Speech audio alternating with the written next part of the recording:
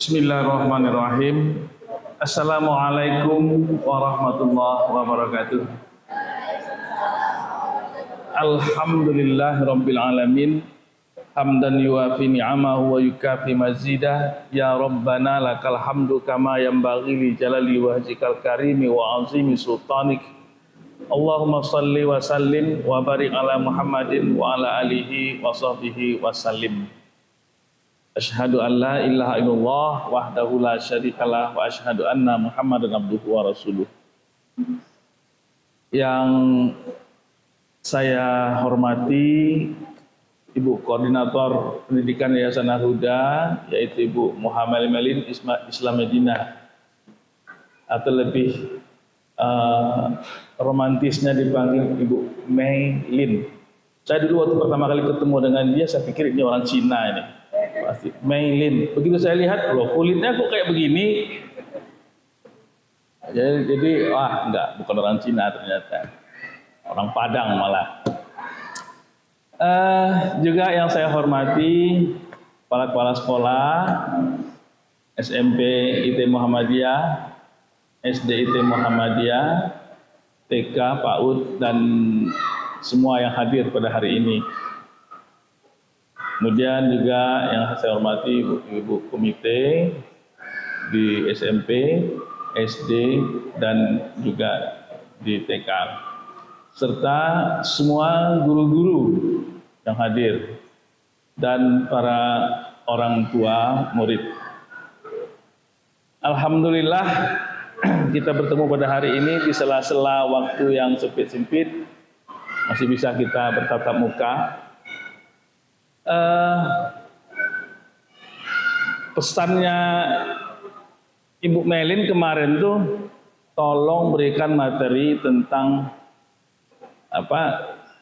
menyinkronkan antara hati, pikiran, dan perbuatan. Pusing saya mikirkan ini materi kemana lah arahnya ini.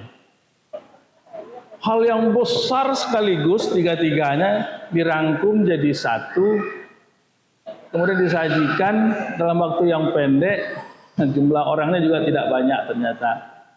Menyinkronkan antara hati, pikiran, dan perbuatan. Allahu Akbar, ini pusing kepala memikirkannya. Gimana membuat materi ini nih?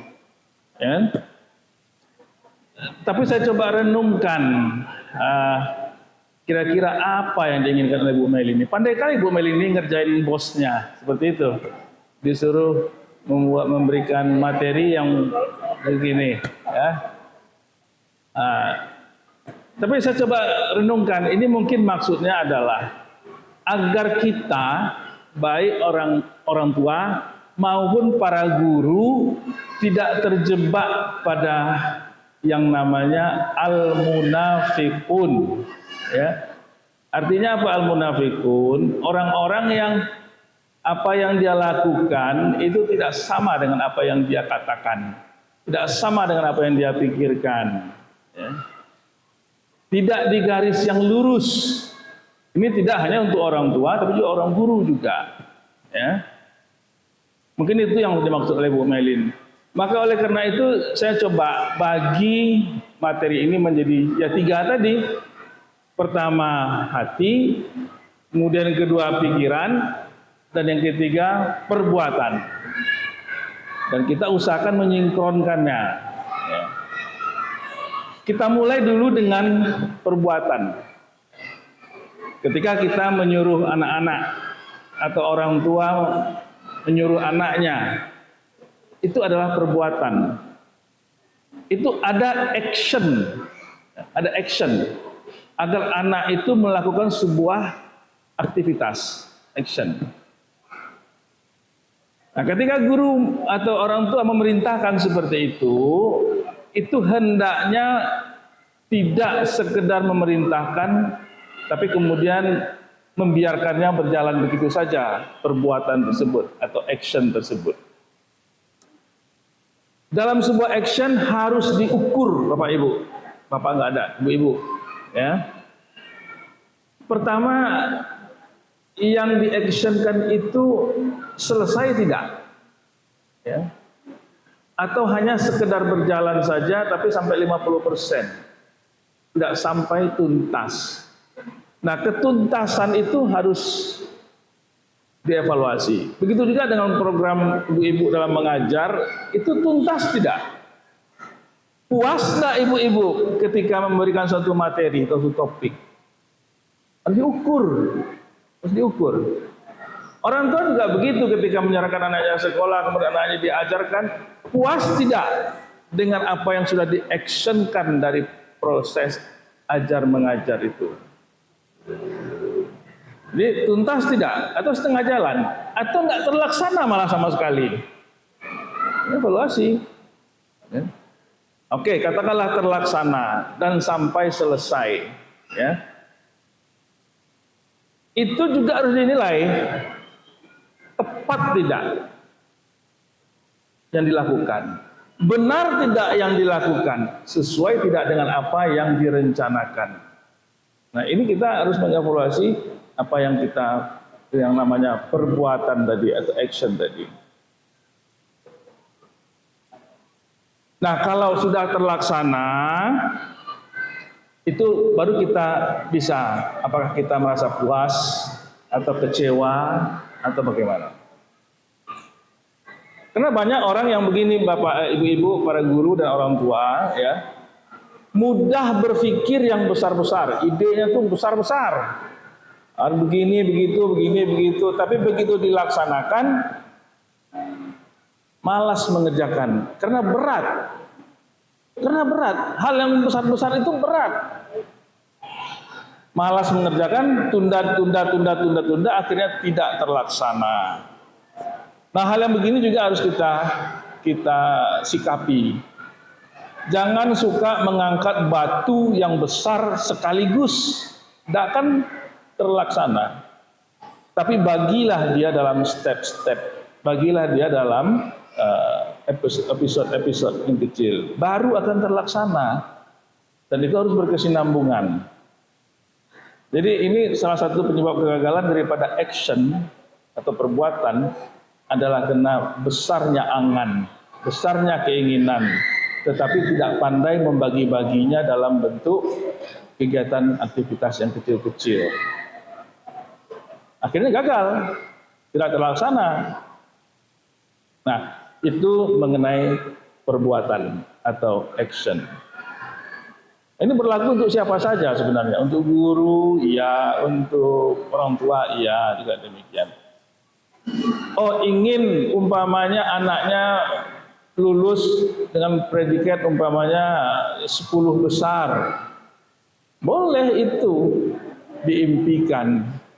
Tapi kemudian sesudah dimimpikan itu jangan dibiarkan berjalan begitu aja. Bagaimana membuat step-step sehingga bisa mengarah ke sana. Ya, anak di rumah tentu dibina sendiri oleh orang tua, penambahan materinya. Tidak bisa diserahkan begitu kepada sekolah saja. Harus ada penguatan di rumah oleh orang tua. Inilah peran orang tua. Hampir diperkirakan kalau orang tua yang cuek-cuek saja terhadap anaknya, yang hanya menyerahkan anaknya kepada sekolah saja, biasanya anaknya lulus dengan nilai yang biasa-biasa saja. Ya. Tidak termasuk yang unggulan. Tapi kalau orang tuanya termotivasi, menambah, rangsang terus, nah itu akan bisa anaknya masuk dalam lulusan yang berprestasi.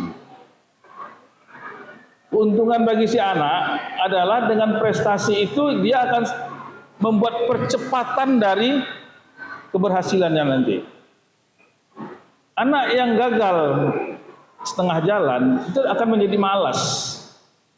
Banyaklah masalah faktor-faktor psikologis, dia menjadi rendah diri, minder, tak percaya diri, menyalahkan orang lain, menyalahkan orang tua. Orang tuanya juga begitu, menyalahkan anaknya, kenapa kamu tidak berhasil, kenapa kamu kok begitu terus. Nah, mulailah di sana terjadi konflik antar orang tua, anak, dan guru. Juga unsur itu. Nah, oleh karena itu, dalam prinsip Islam itu ada konsep sabar, Bapak Ibu ya, saya hormati. Sabar.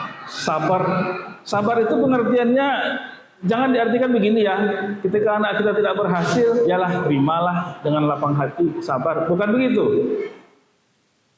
Sabar itu bukan tahan menderita, salah. Sabar itu adalah konsisten dalam berjuang. Itu yang sabar. Jadi kalau anak-anak kita inginkan dia menjadi, besok kamu lulus menjadi 10 besar umpamanya, maka kita harus konsisten memperjuangkan itu sampai terakhir nanti. Itu yang sabar. Jangan kalau sudah tidak berhasil, timbul musibah, kita terima dengan hati sabar. Bukan itu pengertian sabar. Itu keliru. Ya. Ya ayyuhalladzina amanu sta'inu bis-sabri. Hai orang-orang yang beriman, mintalah bantuan kepadaku, pertolongan kepadaku dengan sabar. Wassalah, dan dengan salat. Artinya dengan sabar itu senantiasa terus meminta, memohon, berjuang. Caranya dengan apa? Salat. Jadi Bapak Ibu di rumah juga begitu. Ya, jangan minta anaknya menjadi anak yang berprestasi, soleh, ya, anak yang soleh, hafal Al-Quran segala macam, tapi di rumah ibu-ibunya sholatnya minimalis. Minimalis artinya apa? Sholat wajib aja dah cukup dah. Zuhur, asar, maghrib, isya, dah lah tuh. Oke lah, tambah-tambah sedikit bumbu-bumbunya supaya nggak tekor kali. Tambah sholat sunat rawatib. Sholat sunat rawatib kapan? Habis maghrib, kemudian isya.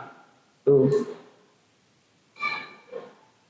Itu orang minimalis, ya. Bagaimana Allah akan memberikan nilai plus kepada kita kalau kita menjadi orang minimalis?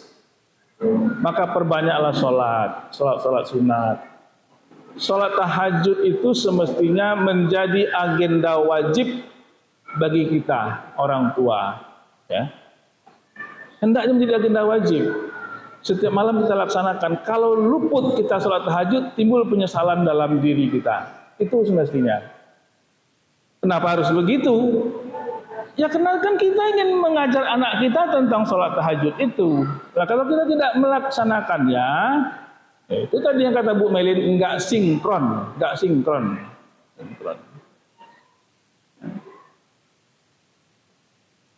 Nah, jadi itu dalam action harus sinkron.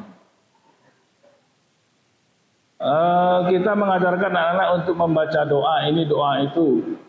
Tapi kita tidak pernah melakukannya, membaca doa ketika ingin tidur, membaca doa ketika bangun tidur, ketika makan. Anak melihat kita tuh begitu terhidang nasi langsung disantap, tidak ada doanya, dan sebagainya seperti itu. Itu menghambat pencapaian prestasi bagi anak, ya ibu-ibu. Sehingga menyuruh anak itu awali dengan menyuruh diri kita sendiri. Anak itu paling gampang belajar dari apa yang dia lihat. Begitu dia perhatikan, maka dia contoh. Tapi gampang begitu.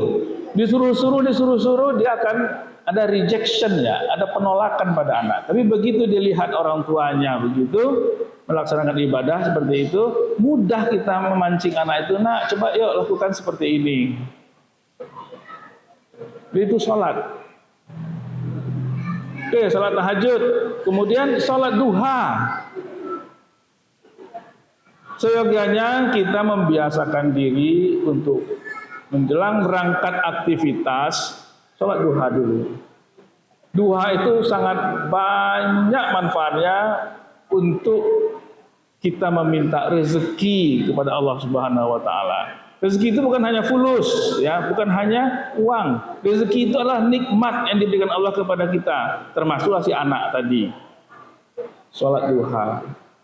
Pertanyaan saya adalah, apakah kita semua sudah mewajibkan diri kita untuk sholat duha? Belum. Ya. Memang dia itu sholat sunat. Tapi kan tidak ada salahnya kalau kita mengharuskan diri kita, sebelum saya berangkat ke pasar, sebelum saya berangkat kerja, sebelum saya berangkat itu saya sholat duha dulu. Ini ada agenda rutin dia, duha. Nah, itu yang terbaik. Jadi actionnya seperti itu. Di duha itulah kita memohon kepada Allah, Rabbana hablana min azwajina wa zurriyyatina qurrata a'yun waj'alna lil muttaqina imama. Ya Allah, berikanlah kepadaku anak-anak yang nanti akan menjadi pemimpin bagi orang takwa. Rasa-rasanya Allah tidak punya alasan untuk tidak menerima doa kita. Doa orang tua yang dia rutin melaksanakan ibadah seperti itu. Karena jelas, perintahnya jelas. Ya ayyuhalladzina amanu sta'inu bis sabri was shalah. Dengan sholat. Sholat apa saja. Jangan menjadi orang yang minimalis dalam sholat. Kemudian dalam melaksanakan ini, dalam action tadi ini, perbuatan ini, kadang berhasil, kadang gagal. Ya, ketika dia berhasil kita oke, tentu senang. Ketika dia gagal, maka ingat ya, jangan terlalu bersedih hati. Karena Allah katakan fa inna ma'al usri yusra, inna ma'al usri yusra. Di samping kegagalan itu tadi, persoalan yang timbul itu sebenarnya terselip kemudahan yang diberikan oleh Allah. Jadi bersama kesulitan itu pasti ada kemudahan. Hanya kadangkala kita tidak mampu melihat kemudahannya, tapi yang terbayang oleh kita selalu kesulitannya, maka kita menggerutu terus. Nah, kita terjebak di dalam lingkaran kesulitan tadi. Lupa kita melihat bahwa bersama kesulitan itu pasti ada kemudahan di sana. Kalau mata hati kita buka, pasti Allah berikan kemudahan. Fa inna ma'al usri yusra, inna ma'al usri yusra. 2 kali diulang oleh Allah di dalam Al-Quran, pertanda itu kuat. Ya. Kuat pernyataan Allah itu tadi. Itu tentang perbuatan. Nah, untuk perbuatan ini saja sudah habis waktu kita nih Bu Melin. Bu Melin suruh saya bikin 3. Gimana ceritanya nih?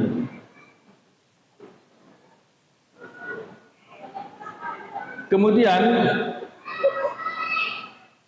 di surat Ali Imran ayat 160 Allah mengatakan ya, ini untuk memotivasi kita ya.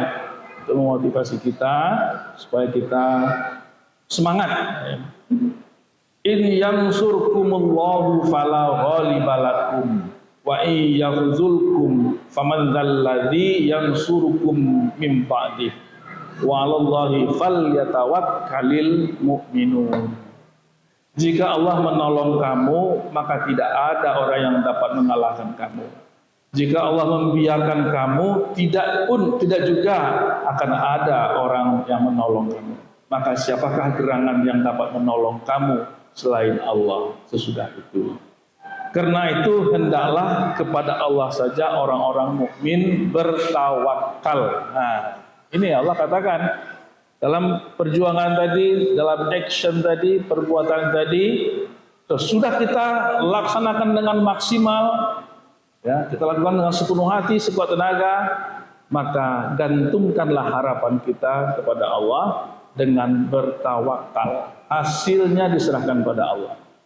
Ingat ibu-ibu, tawakal itu hanya ada setelah usaha maksimal. Enggak ada istilah tawakal kalau belum berusaha, berupaya maksimal. Nah, jangan salah kaprah. Belum lagi diusahakan, saya serahkan pada yang Maha Kuasa ajalah. Itu tidak benar, tidak tepat. Jadi itu satu blok tentang tadi perbuatan atau action. Sekarang pikiran. Apa pula ini pikiran? Ya. Pikiran dalam konteks kita membina anak-anak ini sebenarnya, dan juga konteks diri kita sendiri, ya. Para guru juga demikian. Saya ingin mengulang-ulang kaji lama.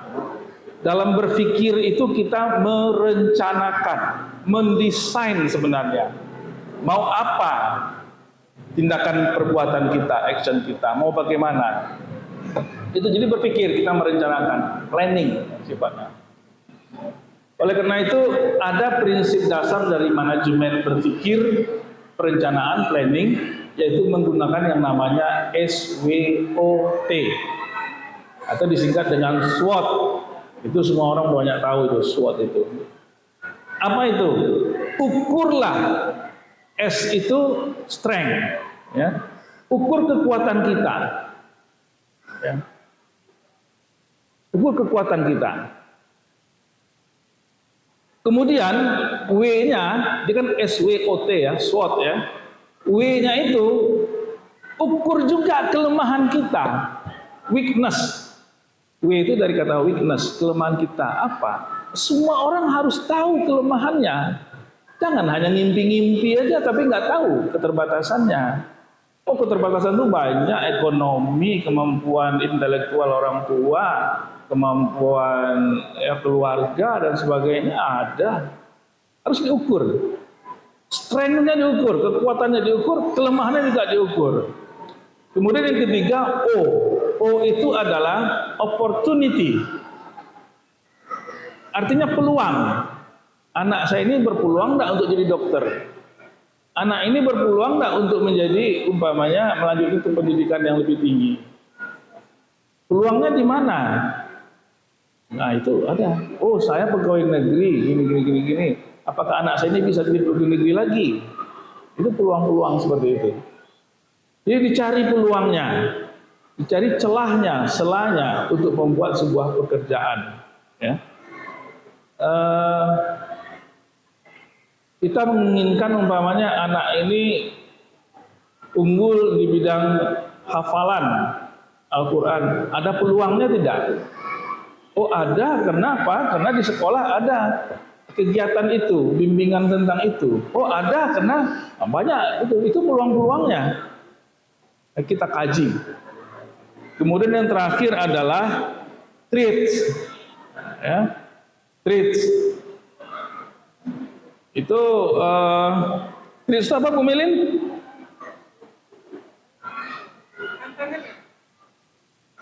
Ya.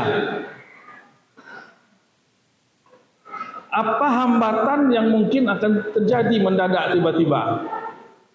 Itu traits. Ya, hal yang tidak kita terduga bakal terjadi itu apa kira-kira? Kenapa harus dipikirkan itu? Supaya kita bisa mengantisipasi dari awal. Ya. Mengantisipasi dari awal. Jangan sudah terjadi baru nak bersiap-siap. Enggak kena itu. Pikirkan, ekonomi saya pas-pasan. Kalau anak ini masuk nanti ke sekolah Al-Huda, pakai apa membayarnya? Kan itu pertanyaan kan? Kan? Karena Ibu Melin itu suruh beli ini, beli itu, beli ini, beli itu. Di mana mau saya carikan? Ya kan? Tiba-tiba nanti kalau tiba-tiba ayahnya sakit. Nah, ini mendadak tiba-tiba ayahnya sakit umpamanya. Udahlah ini pas-pasan ayahnya sakit lagi, uang terpakai untuk berobat ayahnya. Nah, ini bagaimana? Nah, kalau itu kita pikirkan dari awal, maka kita mencoba mencari kemungkinan saluran jalan keluarnya dari awal. Kita udah pikirkan kalau nanti terjadi seperti itu, saya harus berbaik-baik dengan si bapak itu. Mungkin dia bisa, pamannya, adik siapa, begitu. Jadi ada saudara yang lain yang kita bisa minta bantuan. Ada tempat bersandarnya yang kita pikirkan. Nah, itu pemikiran seperti itu perlu. Jadi dalam tadi berpikir itu harus memuat SWOT, ya.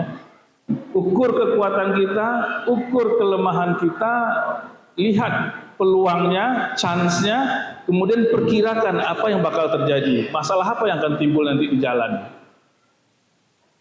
aral melintang mana yang akan ada. Duri mana yang akan ada di tengah jalan nanti? Kalau perlu kita singkirkan dari awal. Nah, itu berpikir,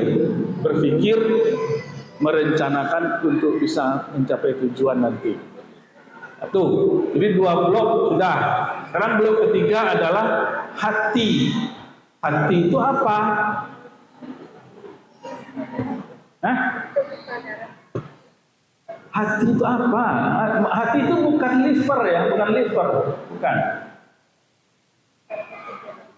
Kalau otak kita itu ada bagian atasnya ini korteks namanya. Itu tuh tujuannya, itu fungsinya adalah untuk gerak kaki, gerak tangan, gerak badan, gerak lidah, gerak mata, gerak semua itu bagian luar kepala, bagian luar otak ya, bagian luar kepala. Bagian otak paling permukaan tuh itu untuk gerakan motorik ya. Tapi otak tidak hanya itu. Ada satu lagi itu namanya fungsi luhur. Dan di bagian dalam otak itu fungsi luhur. Atau orang bilang kecerdasan. Jadi gini, orang yang otak luarnya itu tiba-tiba rusak, mungkin dia lumpuh, kaki tangannya lumpuh. Kan ada orang yang cerebral palsy, ya, lumpuh dari kecil. Tetapi dia punya kemampuan menghafal Al-Quran, dia punya kemampuan untuk memahami ayat Al-Quran, mentadaburi Al-Quran. Oh, bagus dia. Kenapa? Karena yang rusak itu bagian motoriknya, bagian fungsi luhurnya tidak rusak, bisa berkembang cepat. Nah, kan banyak kita ketemu orang-orang cacat yang cepat dia hafal Quran. Nah, itu pilihannya. Nah, ternyata di fungsi luhur tadi yang orang bilang, itu namanya limbic system. Limbic system. Disitulah pusatnya, pusat kecerdasan intelektual, pusat kecerdasan emosional, pusat kecerdasan spiritual. Nah, tadi dikatakan hati tadi. Hati itu saya menafsirkan, mungkin Bu Melin maksudnya adalah perasaan, emosional, ya, emosional. Maka sesungguhnya orang tua harus punya kecerdasan emosional, meraba rasakan apa sih yang dirasakan oleh anak saya ini, gitu. Orang tua punya hati, punya rasa, meraba rasakan apa sih yang diperlukan oleh anak saya ini. Psikologis anak itu terbaca oleh orang tua. Ketika anaknya sedih, anaknya dalam pergaulan di sekolah itu kelihatan minder, kelihatan kurang percaya diri, atau anaknya malah menjadi hiperaktif, ingin menguasai semua kawan-kawannya. Itu kan pola anak-anak, sifat anak-anak. Nah, orang tua harus nyambung itu. Dia bisa meraba rasakan, bisa mengempati anaknya. Nah, itu yang hati. Kemampuan kita berempati, meraba rasakan apa yang dirasakan, apa yang dipikirkan oleh orang lain. Orang tua harus tahu itu. Udah jelas anaknya nakal, tapi orang tuanya masih bodoh aja, biarin aja. Mungkin itu, nanti juga baik sendiri, nggak bisa gitu. Anaknya bawaan di sekolah itu menung saja, tidak banyak aktivitas, diam saja. Orang teman-temannya bermain-main, dia mojok.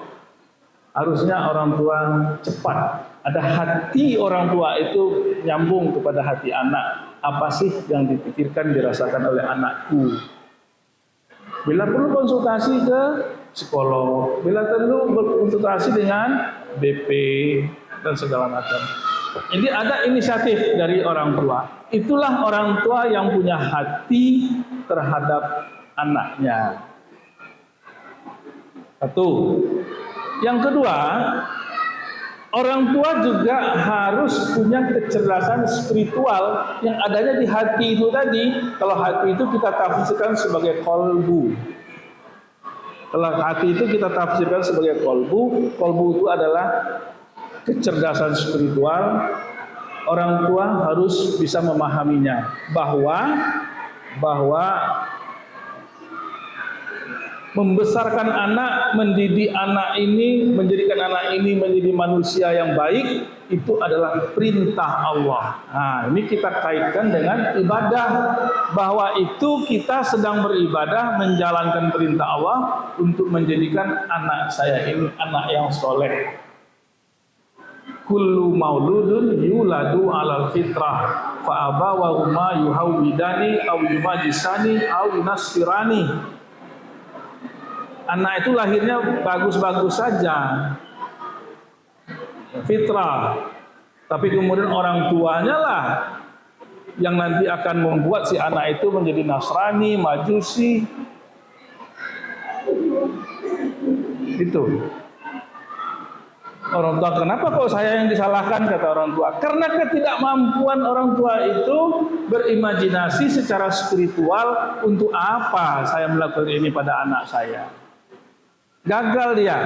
Fungsi spiritual, kecerdasan spiritual orang tua ini gagal memahami tugas dan peranan orang tua.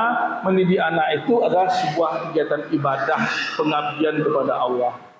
Nah, ini motivasi spiritual yang harus dimiliki oleh anak ketika kita bicara tentang hati. Hati ya, kita harus sampai ke blok hati ini. Tadi blok action sudah, blok berpikir sudah, ini blok hati lagi yang ketiga. Ini hampir habis ya, sudah sampai yang ketiga. Tugas saya pokoknya yang diperintahkan Bu Melin hampir habis nih. Saya dikerjain sama Bu Melin. Jadi ibu-ibu yang saya hormati dan para guru, mari kita coba untuk mensinkronkan ini semua ketiga-tiganya. Kita terinspirasi, untuk apa saya berbuat? Untuk apa saya berbuat? Satu, itu adalah wilayah hati ya. Untuk apa saya berbuat ini? Spiritualnya seperti ini. Kemudian, oh ternyata anak saya punya masalah seperti ini. Saya rasakan apa sih sebenarnya yang dirasakan oleh anak? Jangan main marah-marah aja. Kita harus memahami itu. Nah, itu adalah fungsi hati. Empati kita pada anak. Tidak selesai hanya dengan marah-marah atau menyalahkan orang lain. Gurunya susah udah dibayar tapi ternyata nggak bisa juga. Itu bukan empati yang keluar. Itu syiriknya yang keluar itu. Ya. Nah, itu hati. Nah, kemudian pikiran tadi, mari kita buat perencanaan yang matang. Menggunakan SWOT tadi. Anak saya ini apa sih keunggulannya? Tahu enggak ibu-ibu anaknya unggulnya apa? Nah, karena enggak terpikir kita kan mempelajari si anak. Anak ini unggulannya apa sih? Oh, bapaknya begini, emaknya ini. Anak saya ini kira-kira unggulnya di mana? Kemudian kelemahannya. Dalam perjalanan waktu kita simak tuh anak itu mulai dari lahir sampai sekarang, ada kelemahannya enggak? Itu dicari. Kalau ada kelemahannya, itulah yang harus kita perhitungkan. Memaksimalkan kekuatannya, meminimalkan kelemahannya, baru kita melihat kepada opportunity, peluangnya. Oh, kalau begitu anak saya ini akan saya orbitkan, dia menjadi seorang insinyur saja, teknologi, IT lah. Oh, anak saya ini disuruh jadi penghafal Al-Quran, jadi ustadz, ustazah, ulama. Ini keputusan kita orang tua, perencanaan dari awal. Nah, itu dalam hal berpikir. Kemudian tadi yang ketiga, action atau perbuatan.